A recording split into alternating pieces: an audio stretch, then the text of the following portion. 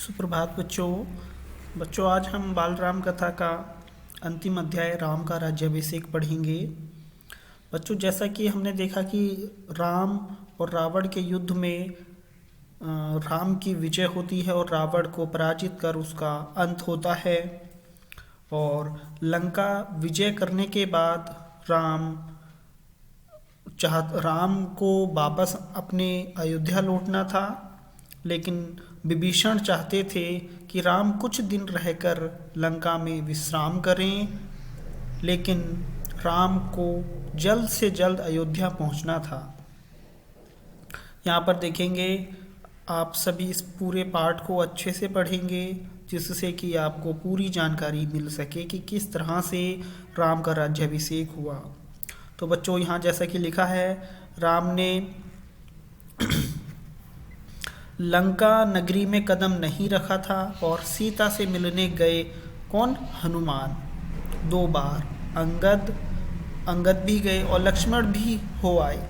विभीषण के राज तिलक के समय उस समय नगरी से दूर ही रहे, यानी कि जब विभीषण का राज तिलक हुआ, उसको लंका का राजा बनाया, तब भी वो वहाँ से दूरी थे। और उन्होंने कहा कि मैं अपने 14 वर्ष पूरे हो गए हैं और भरत मेरी प्रतीक्षा कर रहे होंगे। अगर जाने में देर हुई तो वे अपनी जान भी दे देंगे, अतः मुझे तत्काल अयोध्या लौटना होगा। विभीषण राम के साथ अयोध्या जाकर उनका राज्याभिषेक देखना चाहते थे, इसलिए राम के साथ विभीषण, सुग्रीव और हनुमान अयोध्या जाने के लिए तैयार हो गए। विभीषण का पुष्पक विमान जाने को तैयार था। विमान लंका से अयोध्या नगरी की ओर चला। राम सीता को मार्ग में पड़ने वाले प्रमुख स्थान भी बता रहे थे और सीता से आग्रह कर रहे थे कि वानर राज सुग्रीव की राजधानी किष्किंधा में विमान को रोका गया और वहां से सुग्रीव की रानियों तारा और रूपा का भी सभ्य ले लिया, यानी कि उनसे भी वो मिले। आगे ऋष्यमुख पर्वत पड़ा और इस पर्वत पर पर्णकुटी अब भी बनी हुई थी। सीता ने उसे देखकर आंखें बंद कर ली और उन्हें वह घटना पुनः याद आ गई। आगे धीरे धीरे वो चलते रहे और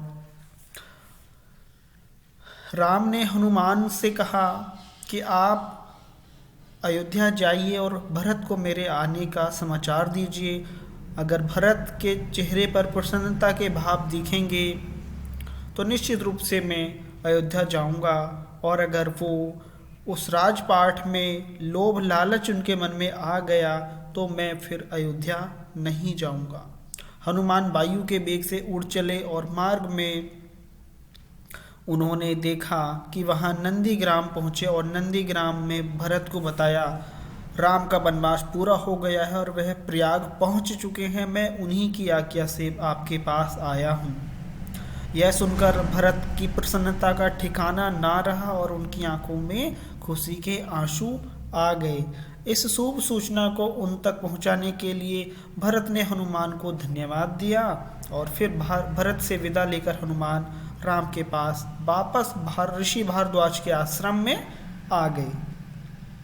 अगली सुबह फिर विमान उनका वहां से प्रस्थान करता है और अयोध्या सरयू नदी के ऊपर से होता हुआ अयोध्या में पहुंचता है। अयोध्या में शत्रुघ्न राम के राज्याभिषेक की व्यवस्थाओं में जुटे हुए थे। तीनों रानियां नंदीग्राम जाने के लिए निकल पड़ी और राम से मिली। भरत ने राम की खड़ाऊ लाकर अपने हाथों से उन्हें पहनाई। मिलन का यह दृश्य अद्भुत था। सबकी आंखों में खुशी के आंसू और चेहरे पर प्रसन्नता थी। तो राम के साथ राम का राज्याभिषेक होने के बाद जितने भी आगंतुक थे वो सभी कुछ समय बाद अपनी अपनी स्थानों पर चले गए। हनुमान राम के राज्य में ही रहे और सुग्रीव, विभीषण ये सब अपने अपने राज्यों को लौट गए। राम एक लंबे समय तक अयोध्या के राजा रहे। उनके राज्य में कोई भेदभाव नहीं था, सभी सुखी थे। वे न्यायप्रिय राजा थे। उनका राज राम राज था। आज भी सभी की यादों में है राम राज्य। तो बच्चों किस तरह से राम का राज्याभिषेक हुआ, कौन कौन सी चीज़ें यहाँ पर घटित हुई, राम अयोध्या पहुँचने तक किन किन लोगों से मिले, उन सभी चीज़ों का जिक्र यहाँ पर पूरे पाठ में किया गया है। आप सभी इस पाठ को ध्यान से पढ़ेंगे और पढ़ के इसके प्रश्नों के उत्तरों पर ध्यान देंगे।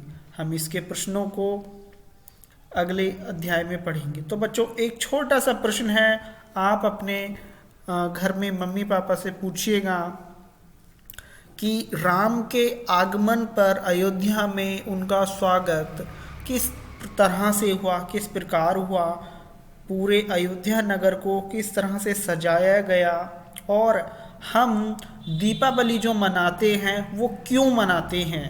इस प्रश्न को आप अपने मम्मी पापा से या बड़े भाई बहन से पूछिएगा कि हम दीपावली का त्यौहार क्यों मनाते हैं। ठीक है बच्चों।